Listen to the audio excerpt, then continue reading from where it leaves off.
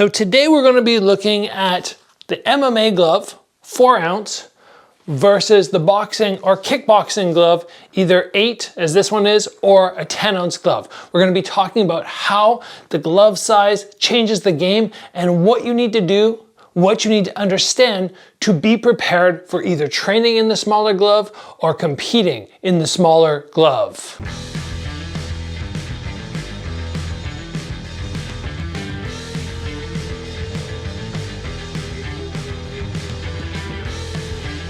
As many of you guys know, at this point, I have competed twice in Bellator with the MMA gloves, 3 times in karate combat with what's sort of a hybrid MMA glove, 5.5 ounces instead of 4. And I've done approximately 40 fights with the kickboxing gloves on. So I have a decent amount of knowledge in, first of all, the training aspects, but more importantly, in the ring. What changes are gonna happen with these different size of gloves? And today I'm gonna give you 5 points, 5 massive tips that I have come to realize from watching other fighters compete in these varying glove sizes, but also from competing myself. The first thing which you should understand, which changes dramatically with glove size, is how we go about blocking head kicks.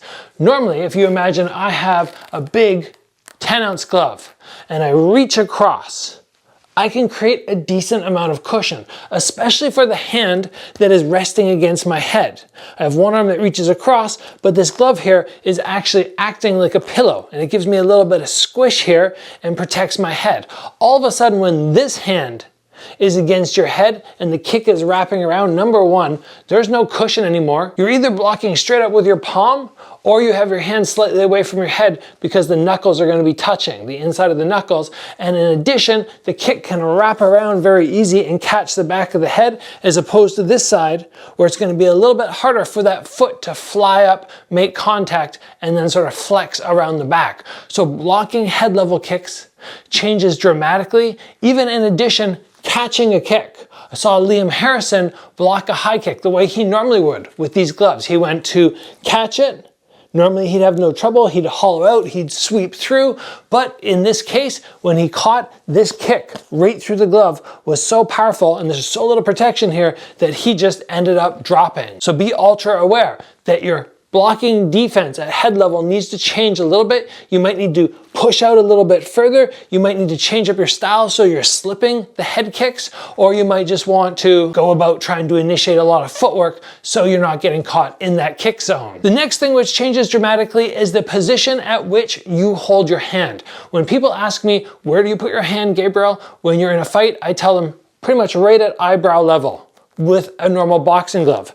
Right there, when I push against my eyebrow level, I feel like I can protect the majority of the upper part of my head, but also keep my body fairly protected. If I start going too high up, my body gets very exposed. But what happens with an MMA glove is we go, uh-oh, I have to decide very quickly, am I gonna go open or am I gonna go closed? If I close the fist, all of a sudden, again, I don't have that cushion there. And this area, this has happened to me, can actually cut you. It can actually bounce off your head or scrape and rip against the eyebrow and initiate a cut. So you do not want your hand closed and right against your head as you normally would. You have to come up higher, dramatically higher, which now exposes the body. Or an alternative is you can open your palm and then slap that right against your head. Both of these are not my favorites because obviously hands extra high is going to equal a lot of exposure, but hand down and palm open now means I have to constantly be remembering when I finish my punch to pull it back open. And there's this open close situation that you've really got to engage with. So yes, be very aware of where your hands are going to go.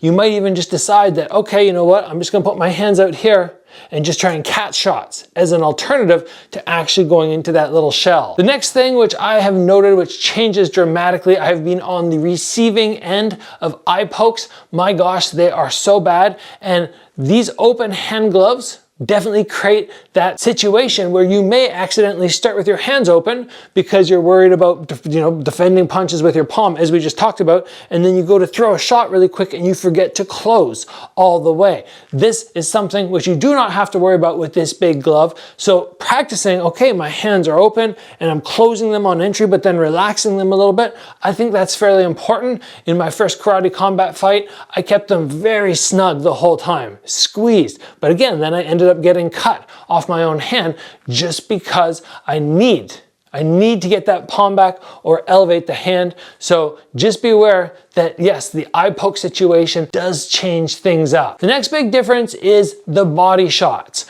When I have this big cushion here, I can legitimately look down at the body and just huck my arm in as hard as I want, and I don't really worry about what the guy does. If I happen to land, that's great. If he happens to shift at the last second and I catch elbow, I'm not too worried. In fact, sometimes I'm gonna hit so hard that his elbow is actually gonna dig into his own body, which can end up winding him. But with this glove, everything changes because there's not much padding there, and I can come in and blast and actually hurt my own knuckles, but even more importantly, that thumb.